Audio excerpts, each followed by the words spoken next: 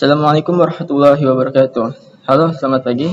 Saya Muhammad Rafiq Hidayatullah dari Pendidikan Pancasila dan Kewarganegaraan Universitas Negeri Jakarta angkatan 2023.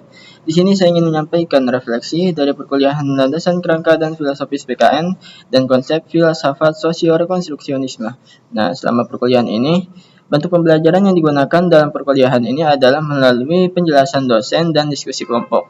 Penjelasan dosen memberikan pemahaman yang mana efek dari pemahaman itu dan kerelevanan materinya dalam kehidupan menciptakan keterbukaan pemikiran terhadap hal yang dibahas. Nah, ketika diskusi kelompok yang mempresentasikan materinya ini akan mendapat pertanyaan dari audiens di kelas tersebut, yaitu mahasiswa. Di sesi inilah saya melihat bagaimana teman-teman saya berpikir kritis menghubungkan materi yang dipresentasikan dalam realita kehidupan. Itu seperti masalah siswa, metode belajar, peran orang tua, perbedaan budaya atau kultural, religius, yuridis. Kita berpikir kritis di sini. Nah, menghubungkan materi yang dibahas dengan realita kehidupan. Nah, di sini saya mendapatkan bagaimana pendidikan berperan dalam perubahan dan bagaimana kita dapat menciptakan perubahan ini. Pembelajaran ini menciptakan keterbukaan pemikiran, dari itu pemahaman tentang masalah di sekitar mendorong untuk menjadi agen perubahan sebab adanya pemahaman dan kepedulian. Jika bukan dari kita, maka siapa lagi?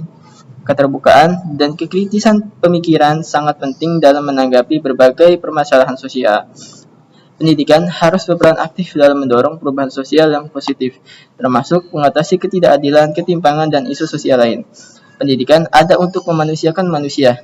Kita tahu bahwa setiap orang lahir dengan berbagai latar belakang yang berbeda-beda. Kita tidak bisa memilih ingin lahir sebagai sebagai apa, sebagai siapa. Itu adalah kehendak dari Tuhan Yang Maha Esa dan kita harus menerimanya. Ada yang terlahir dengan kekurangan secara fisik, ada yang terlahir dengan kekurangan finansial. Apakah mereka akan selamanya berada pada derajat yang di bawah dengan fisik sempurna dan finansial yang sangat berkecukupan? Ada anggapan bahwa orang miskin jangan mimpi jadi dokter. Kuliah mahal, bayar kuliah tidak mampu. Itu pandangan sosial. Ada ketidakadilan di sini, dan disinilah peran dari pendidikan untuk menciptakan perubahan itu. Saya tidak pernah jajan ketika sekolah SD kelas 4 sampai lulus SMA. Bukan tanpa alasan, tapi karena kekurangan ekonomi, abang saya sekolah di swasta dengan biaya sekolah yang mahal. Saya bersyukur ada KJP, itu dapat menunjang kebutuhan sekolah saya. Setiap hari ketika istirahat di sekolah, saya hanya melihat teman-teman saya itu makan. Kemudian terkadang membawa bekal, tapi seringnya itu tidak membawa bekal. Itu berlangsung dari SD kelas 4 sampai dengan lulus SMA. Hal yang sederhana tapi sangat menyakitkan buat saya, karena harus menerima perbedaan. Saya merasa bahwa saya menjadi siswa paling menjadikan satu sekolah secara finansial. Meski saya kekurangan finansial itu tidak mampu mengikuti les, saya hanya belajar untuk UN itu dari buku yang dibeli dengan KJP. Itu bermodalkan buku itu dan catatan penjelasan guru. Ketika tryout SD saya mendapatkan NEM 24, 25, 23, dan ketika hasil NEM UN SD saya dapat 27 atau dengan nilai 90, 92, dan 95. Saya sebagai menjadi murid yang dengan lulusan terbaik, walaupun saya merasa itu sebagai murid dengan finansial yang terburuk satu sekolah. Seperti itu, dan ini bukti nyata setiap orang dapat berubah dan berhak menentukan tujuan hidupnya selama mereka mau berusaha lebih keras, seperti itu.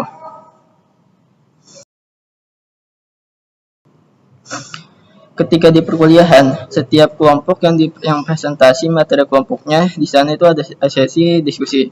Nah, disinilah kita akan berpikir kritis menghubungkan materi tersebut dengan berbagai realitas sosial. Semakin dalam diskusi, semakin kita kritis terhadap masalah yang dibahas. Penugasan itu berupa resume yang diberikan dosen. Ini juga bakal membuat kita untuk berpikir kritis. Yang di akhir penugasan ada refleksi. Nah, di sini kita akan berpikir kritis bagaimana hubungkan materi ini dengan realitas sosial dan mengkritisi masalah tersebut. Seperti itu. Kemudian pendekatan kritis dan reflektif ini bagi saya seperti pola latihan yang terus-menerus dilakukan. Ini akan menjadi kebiasaan dan membentuk pemikiran kritis terhadap isu sosial, seperti itu. Rekonstruksi sosial, peran pendidikan dalam memperbaiki masyarakat. Nah, untuk itu perlu adanya kesepakaan dan keterbukaan pikiran. Untuk mendapat kepekaan perlu ada kritis, dan untuk keterbukaan pikiran perlu materi yang relevan. Ini sekaligus akan menjawab strategi untuk kolaborasi dan partisipasi aktif mahasiswa. Nah, pembelajaran berbasis teknologi ini akan membantu dalam pembentukan pemahaman. Saya akan memberikan materi, kemudian saya akan meminta mahasiswa untuk menuangkan pemikiran kritisnya terhadap materi tersebut. Sebelumnya, saya akan membagi kelas ke dalam 8 kelompok. Setelah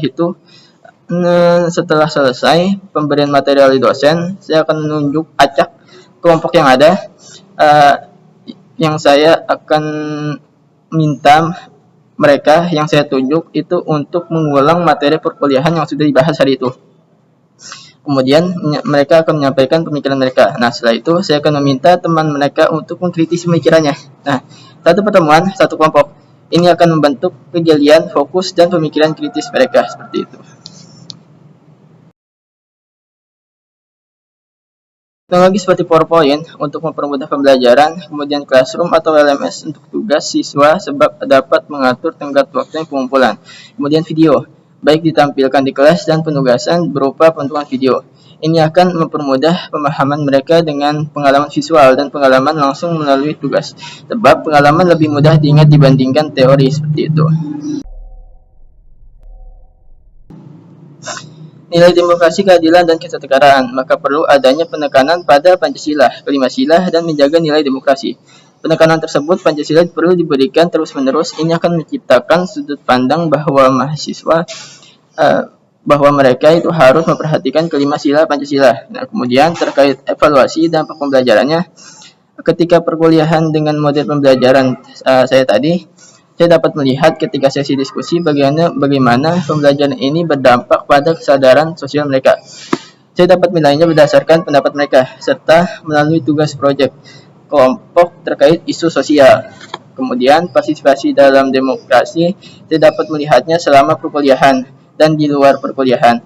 Apakah pemahaman mereka diimplementasikan dengan baik oleh mereka di luar perkuliahan atau tidak? Untuk mengetahui itu, saya mungkin akan bekerjasama dengan pihak fakultas dan BEM untuk melihat seberapa mereka mengimplementasikan pemahaman mereka, seperti itu.